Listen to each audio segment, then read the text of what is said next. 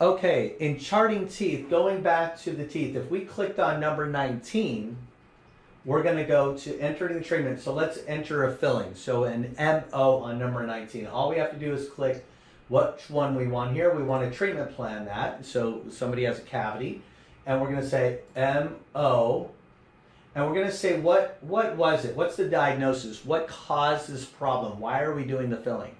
Well, that's due to a cavity, which we also use the word caries or decay. Here in Open Dental, they call it caries. But then there's also one that says recurrent cavity or caries. And then we have other things. Incipient, which means it's really small. Then we have defect, like it's missing or broken or cracked. We have missing here. Then we have irreversible pulpitis. We have reversible pulpitis. Those have to do with the health and the sensitivity of the nerve. We're not going to talk about that. And then we have necrotic, meaning that the tooth is probably totally dead and not well. And then apical-perio, and then abscess and callus. We're not going to talk about those, but you get the idea that there's problems with teeth, and you can label it that way. So we know inherently why we're actually doing the filling. The next one are the procedure buttons.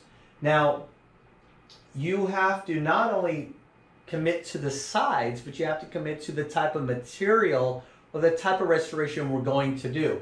And that's what this procedure list does. So if we go into the quick buttons, that's really handy because it actually has those sides here, and it says post composite. That means posterior tooth, the back tooth, which are the premolars and the molars, we want to do a composite filling, a plastic filling or something like that.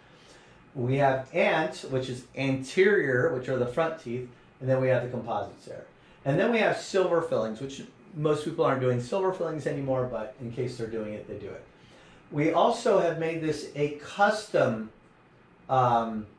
set of procedure lists that we did ourselves. But here you have general care. So let's click on general care.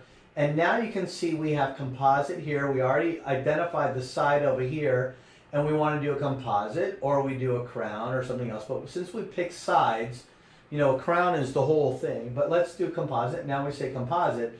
What's going to happen is it's going to change to a red filling here. So let's do this again on number 18. We're going to click on this and say the patient actually needs a crown. So why do they need a crown? Let's say it's defect, it's cracked or something like that. So now we identified that, but now we can go to the general care and we're going to say it's going to need a porcelain crown right here. We'll click on that. So now it puts a red full crown around it. So that's how we treatment plan. So when you see an existing filling, we do exactly the same thing, except that now we put existing other provider, and now it will come up a different color. So let's click on 28.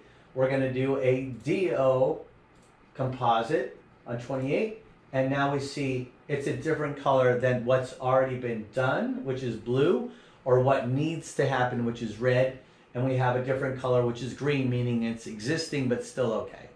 So that's how you start to chart. It's very, very helpful to do.